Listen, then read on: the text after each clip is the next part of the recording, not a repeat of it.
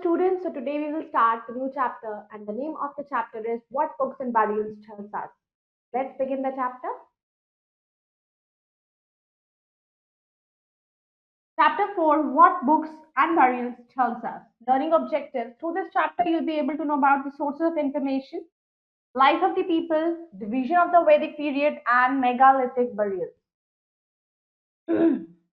Let's warm up. Identify the god shown in the picture and why do you think he was worshipped in the Vedic age?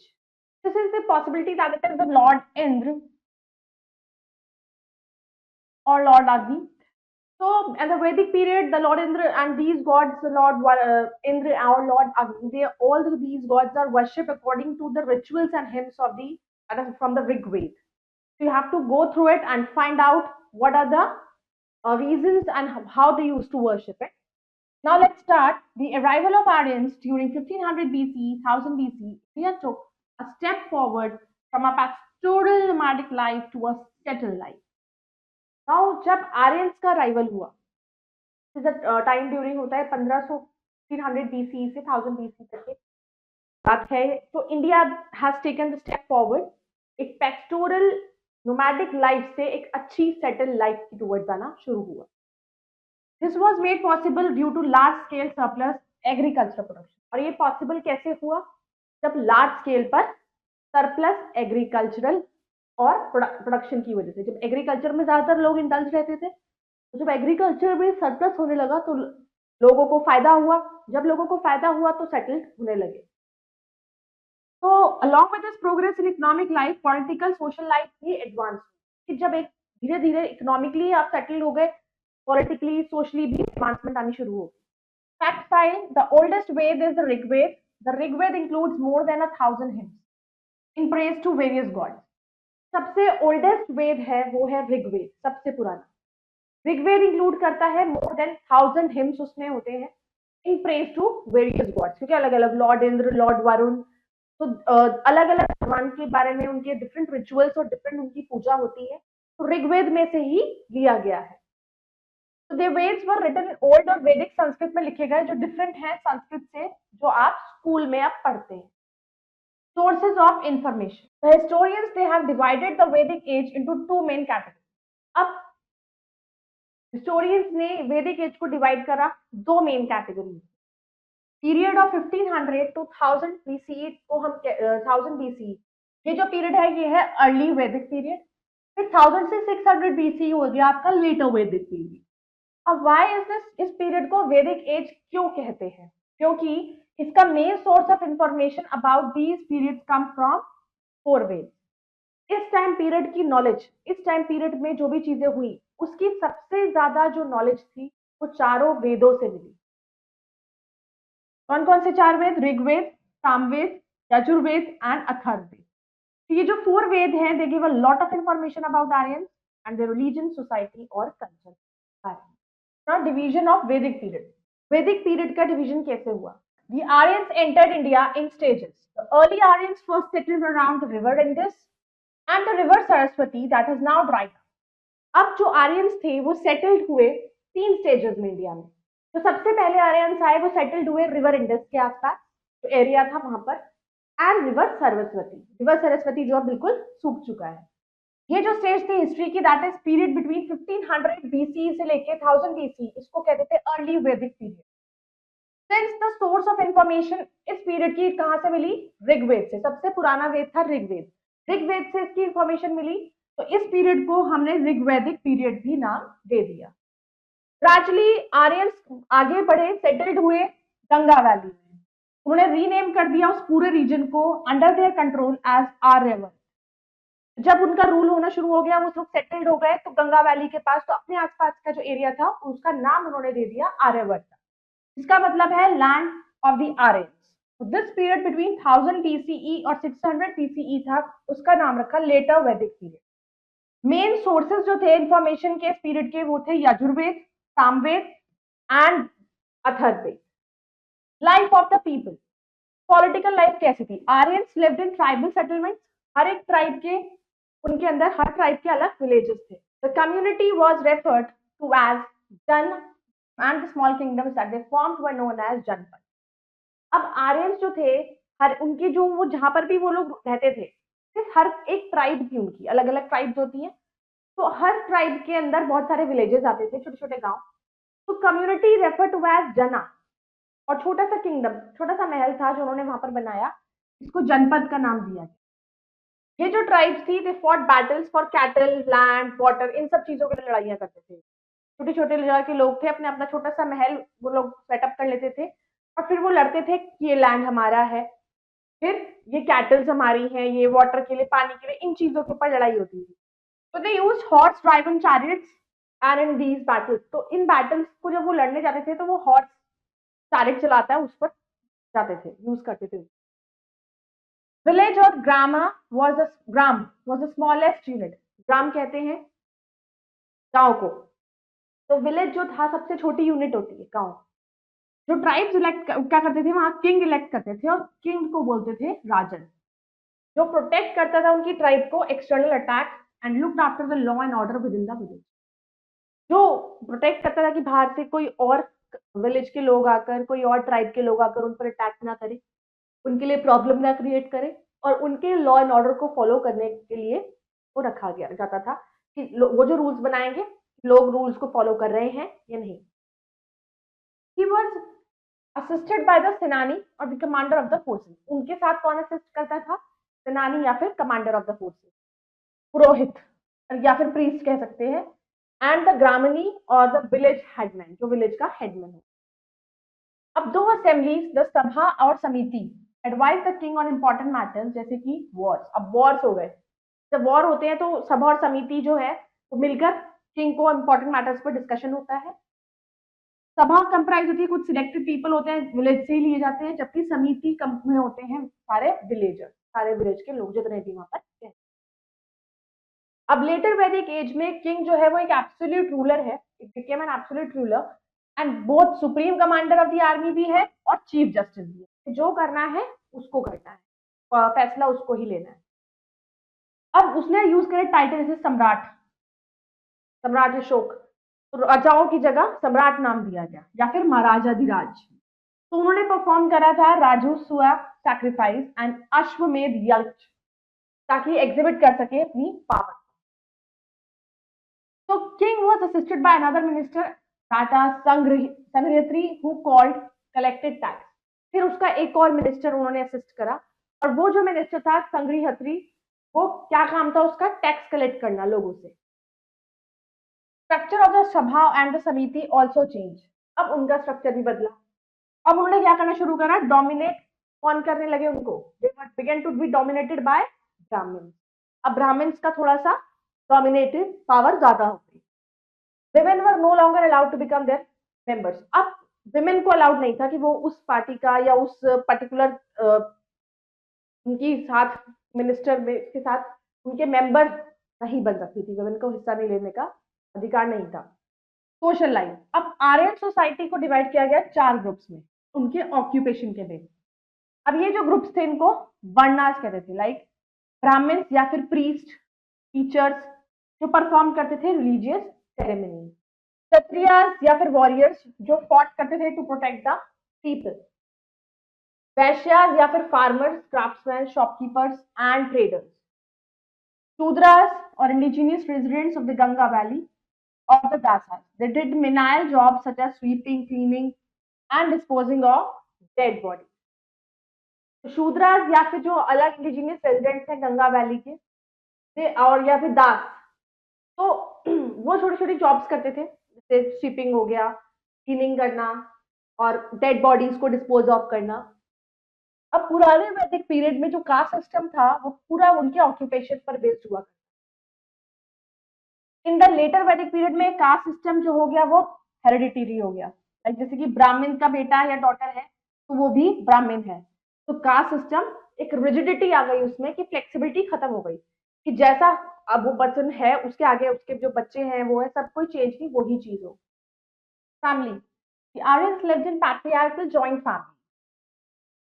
जो Aryans थे वो एक joint families में रहते थे, उनका जो मेल हेड था फैमिली का वही सारे डिसीजंस लेता था। They were supposed to serve their male relatives. However, women were also held in great respect and were allowed to participate non religious ceremony. तो उसमें क्या होता था, ये लोग अपने रिलेटिव्स की भी हेल्प करते थे, and the women also they are very much respected। उनके टाइम पर उनको बहुत रिस्पेक्ट की जाती थी, उनको अपने हस्बैंड्स के साथ सेरेमनीज अटेंड करने में भी मना नहीं किया जाता था। No restrictions on marriages, social groups के बीच में मैरिजेस में कोई रिस्ट्रिक्शंस नहीं था। Music, dancing, chariot racing, gambling और गेम ऑफ डाइस उस टाइम पे उन लोगों के रिक्रिएशन के सोर्सेज थे। मतलब recreation means to make themselves feel refresh and healthy, अपने आप को चेंज करने के लिए। तो these games they used to play. Economy, cattle rearing and agriculture उनका मेन ऑक्यूपेशन था अर्ली वैदिक एज में। और अदर ऑक्यूपेशंस इंक्लूड करते हैं hunting, pottery, spinning, weaving, carpentry, metal work and leather work. Barley, wheat, rice, fruits, vegetables वो सब grow होते थे। Wooden ploughs drawn by oxen were used in the field. तो हल कौन सा होता था, ऑक्सन को यूज करता था for ploughing the field, oxen का यूज होता था।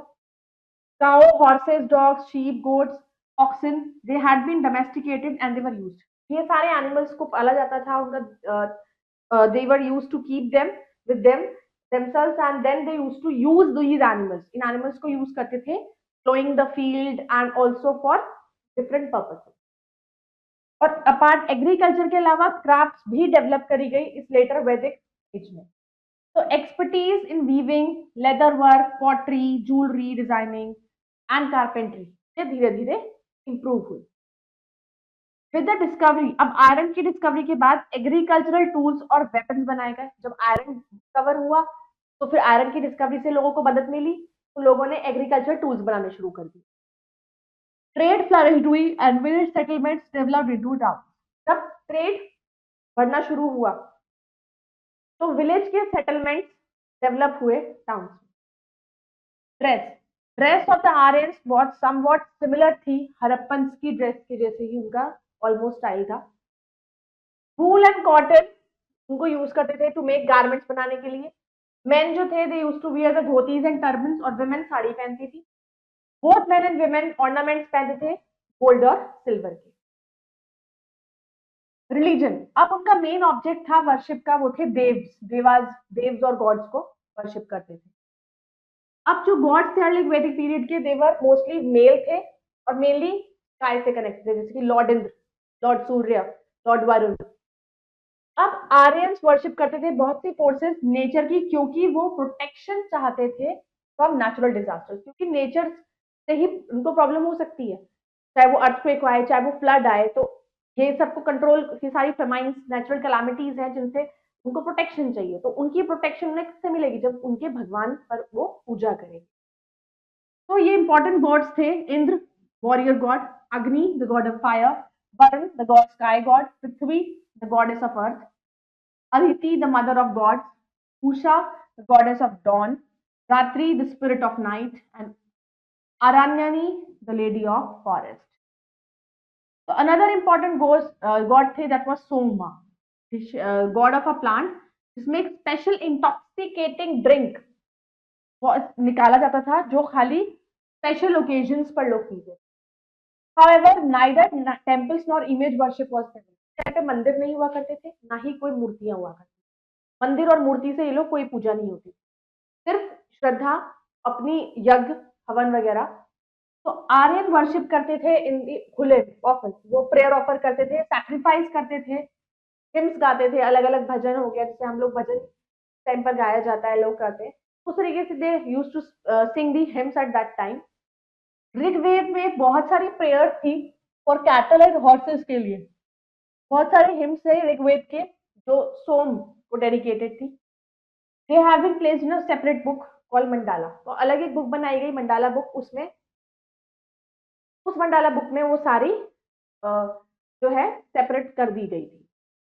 फिर लेटर वैदिक एज में लोगों ने क्या करना शुरू करा, न्यू गॉड्स को वर्शिप करना शुरू, that is Brahma, Lord Brahma creator, Vishnu the protector and Shiva the destroyer. अब रिचुअल्स और सैक्रिफाइसेस जो थे वो भी बड़े कॉम्प्लेक्स हो गए, एंड अब वो और इलेबोरेट होनी शुरू हो गई चीजें। अलग अलग ओकेजन, जैसे कि चाइल्ड, एक बच्चे का बर्थ होता है, बच्चा पैदा होता है, या फिर किसी की शादी होती है, तो अब उनमें सेरेमनीज होने लगी। Different different ceremonies, customs follow हुए, रिचुअल्स।